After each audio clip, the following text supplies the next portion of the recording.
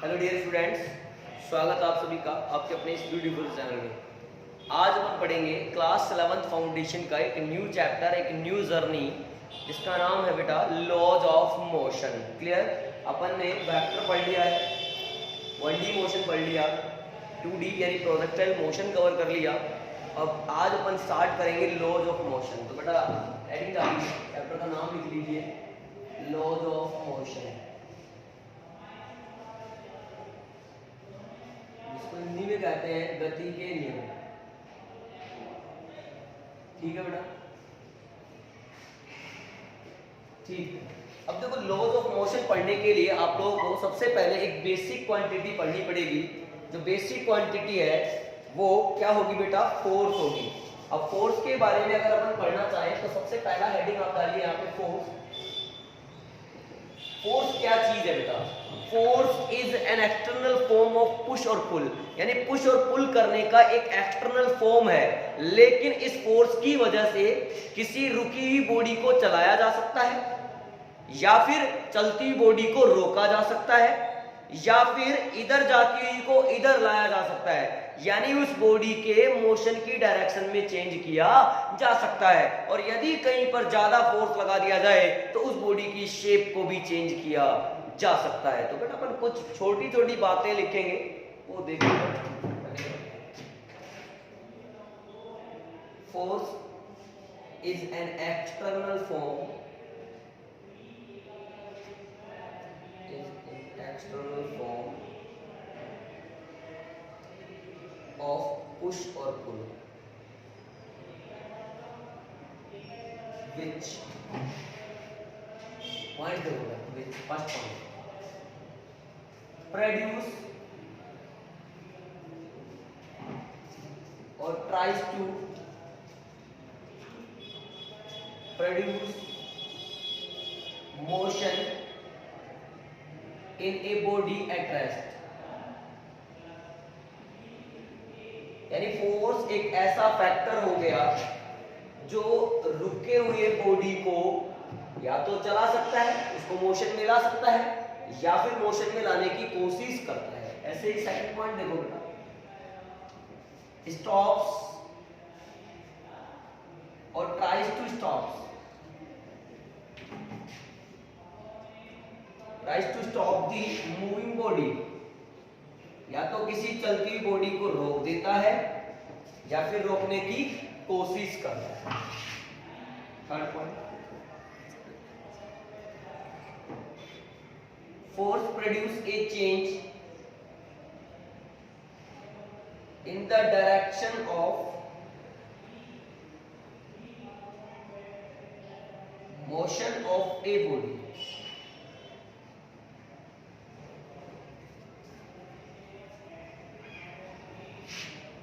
Last 4 point मैंने क्या बताया था कि ये जो है फोर्स शेप को भी चेंज कर सकता है। Change shape of a body. बड़ा समझो आप लोग, फोर्स पुश और पुल का एक एक्सटर्नल फॉर्म होता है जो कि चलती हुई बॉडी को रोक सकता है, रुकी हुई बॉडी को चला सकता है, और बेटा उसकी मोशन की डायरेक्शन में चेंज कर सकता है, या फिर उसके शेप को भी चेंज कर सकता है। ये होता है फोर्स। आई होप क्लियर हो गया होगा। अब आगे बढ़ेंगे बेटा, पहले इतना नोट कर लो आप लोग फटाफट से। हो गया? ओके बेटा, फोर्स के बारे में कुछ छोटी छोटी बातें और जानते हैं हम लोग। देखिए सुनना,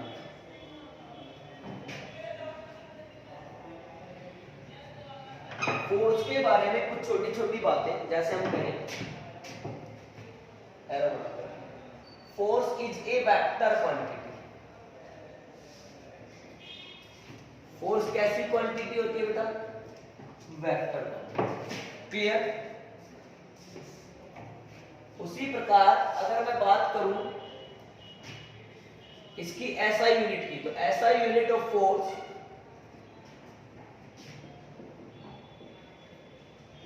is Newton, which is denoted by N, and CGS unit is dyne.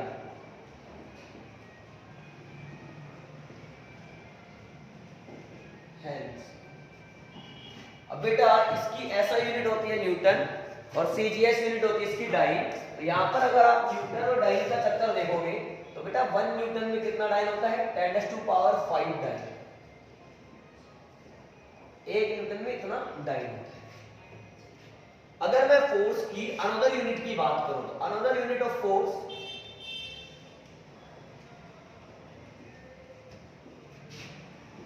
Is kilogram force और किलोग्राम वेट। ये कैसी यूनिट है बेटा इसकी प्रैक्टिकल यूनिट है। तो practical unit of force is kilogram weight and 1 kilogram weight is equal to बेटा 1 kilogram wait क्या हो जाएगा 9.8 न्यूटन, या लगभग इसको कितना ले लो बेटा 10 न्यूटन। ये क्लियर हुआ? नोट करो बेटा इतना।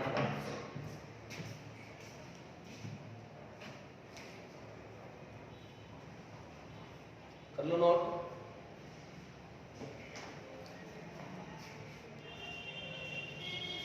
हो गया बेटा इसको। नेक्स्ट देखिए बेटा, अब अपन ये देखेंगे कि फोर्स को कितने पार्ट्स में डिवाइड कर सकते हैं, क्या क्या इसके टाइप बन सकते हैं, यानी अपन क्लासिफिकेशन ऑफ फोर्स की बात करते हैं। आइए तो क्लासिफिकेशन ऑफ फोर्स।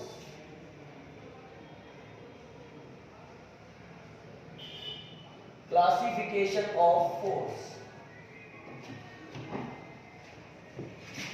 अब बेटा देखो अपन इसमें किस आधार पे किस बेसिस पर क्लासिफिकेशन करते हैं वो सुनिए। दो बॉडीज जो होती हैं जिनके बीच में फोर्स लगेगा, तो दो बॉडीज के बीच का जो इंटरेक्शन है, इंटरेक्शन के बेसिस पर हम क्या करते हैं बेटा क्लासिफिकेशन करते हैं। तो यहां पे लिखेंगे on the basis of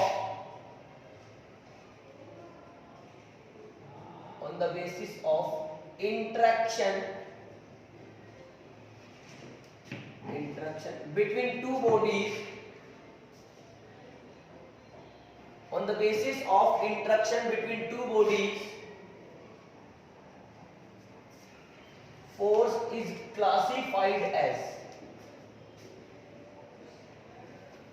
force को इस तरह से क्लासिफाई किया जाता है। तो इसमें फर्स्ट पार्ट रहेगा कॉन्टैक्ट फोर्स और second one is non contact force. अब कांटेक्ट फोर्स क्या होता है, जिसमें दो बॉडीज एक दूसरे के कांटेक्ट में आकर फोर्स लगाती हैं, फोर्स अप्लाई करती हैं, वो कांटेक्ट फोर्स होता है। जैसे किसी ऑब्जेक्ट को हाथ से पकड़कर खींचना या उसको धक्का देना।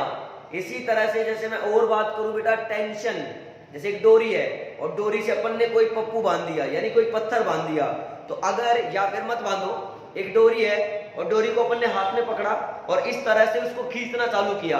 जब डोरी को बाहर से खींचते हैं तो डोरी में अंदर की तरफ एक इंटरनल रिएक्टिव फोर्स जनरेट होता है, that force is called tension.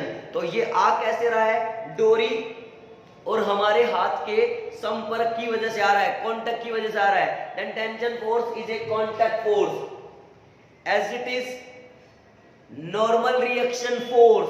बेटा normal reaction force is always act between the two surfaces, है ना, and it always perpendicular to the contact surface.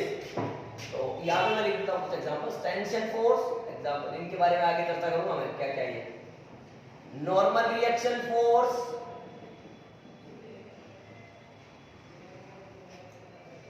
उसके अलावा बेटा फ्रिक्शन फोर्स, फ्रिक्शन में भी दो ऑब्जेक्ट कांटेक्ट में आएंगे।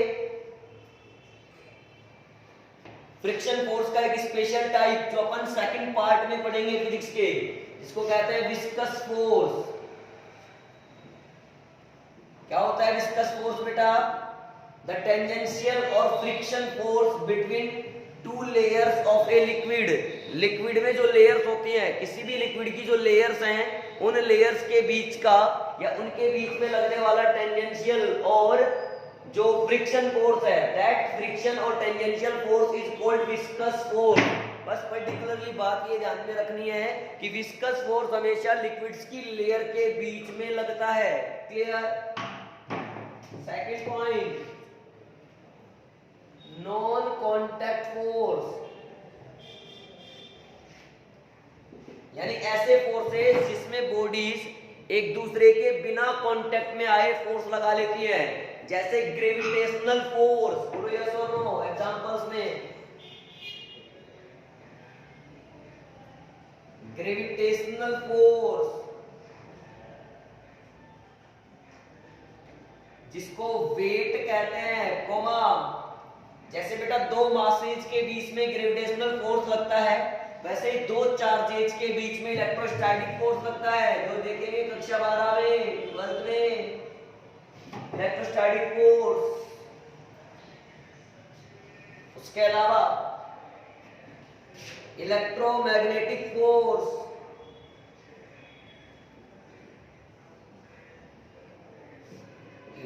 ये सारे क्या है बेटा आपके पास, नॉन कॉन्टैक्ट फोर्स है। ओके, नोट करो बेटा इतना आप लोग फटाफट से।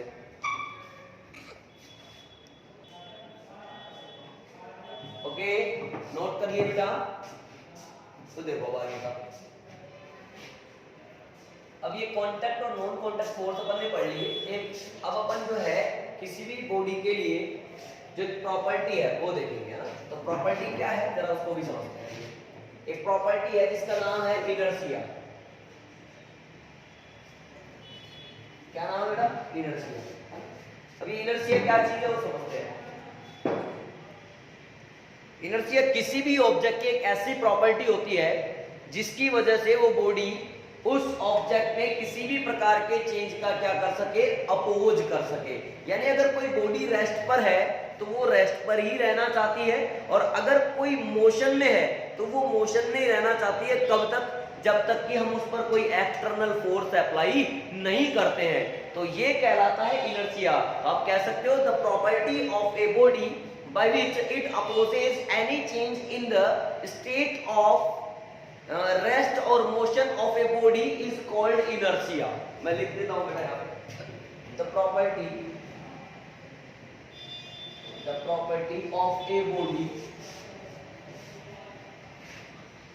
by which it opposes any change in the state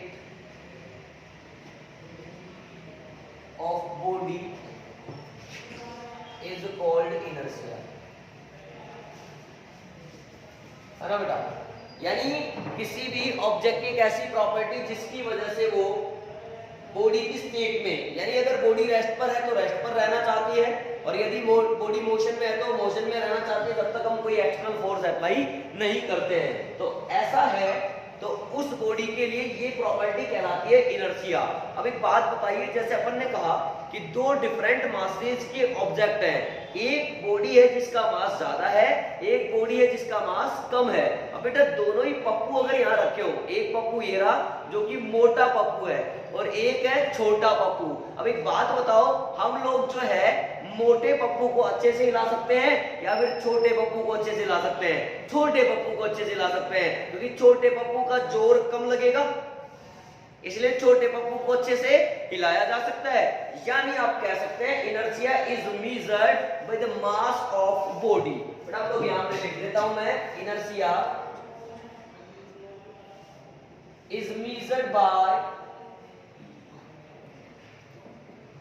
the mass of body. यानी जितना ज्यादा मास होगा बॉडी का उतना ज्यादा उसका क्या आएगा बेटा? इनर्शिया आएगा। तो अपन कह सकते हैं inertia is directly proportional to the mass.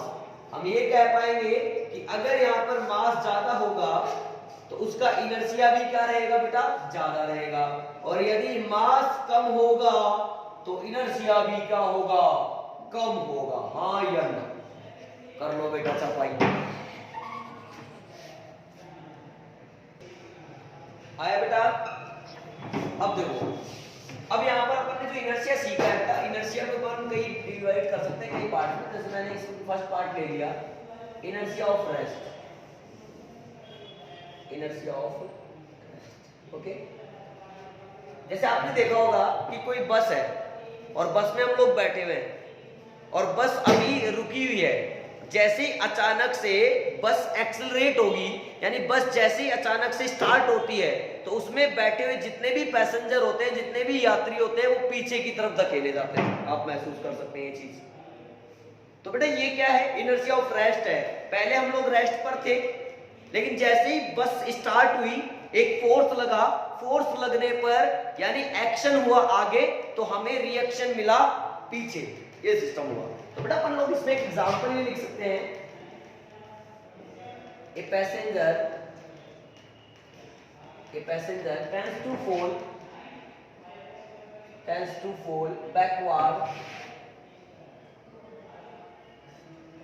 to fall backward when bus starts suddenly। जब बस अचानक से स्टार्ट होती है तो उसमें बैठा हुआ जो भी यात्री है, जो भी पैसेंजर है, वो कहां धकेला जाता है? पीछे की तरफ धकेला जाता है। इसी प्रकार इसमें सेकंड एग्जांपल ले लें तो ये ले सकते हैं बेटा, कॉइन्स ऑन टेबल। ठीक है, किसी टेबल पे पड़े हुए सिक्के, या कॉइन्स ऑन कार्ड, किसी कार्ड पर रखे हुए सिक्के। अब ये कार्ड है और इस पर मैं सिक्का रख दूं तो सिक्का ऐसे ही रहेगा जब तक मैं अपने हाथ को छेड़ूंगा नहीं। अगर मैंने हाथ को यूं कर दिया तो सिक्का कहां चला जाएगा? नीचे चला जाएगा। यही बात हुई बेटा। तो इसका मतलब ये जो सिक्का है ये अपनी पोजीशन में तब तक चेंज नहीं करना चाहता जब तक कि हमने कोई बाहर से फोर्स नहीं लगाया है। तो ये कॉइन्स ऑन कार्ड, ये भी इसका एग्जांपल कह सकते हैं। ऐसे आपने कंबल देखा है, कंबल, ब्लैंकेट, तो कंबल में डस्ट पार्टिकल्स होते हैं। जब तक हम, अब देखो जो कंबल होता है, कंबल को जब तक झड़काते नहीं है ऐसे, तब तक उसमें डस्ट पार्टिकल चिपके रहते हैं। जैसे अपन कंबल को ऐसे झाड़ते हैं तो झाड़ने पर सारे डस्ट पार्टिकल्स कहां जाते हैं? बाहर आ जाते हैं। इसका मतलब क्या हुआ कि वहां भी डस्ट पार्टिकल्स उस कंबल पे चिपके रहना चाहते थे। कब तक? जब तक कि हम बाहर से कोई फोर्स नहीं लगाना चाहते हैं। तो हम ये भी कह सकते हैं बेटा, dust particles on blanket, dust particles on blanket, ये भी इसका एग्जांपल है। सेकंड पार्ट देखिए बेटा, इसका ए पॉइंट बोल दो, इसको बी पॉइंट कर लेंगे। Inertia of motion, inertia of motion.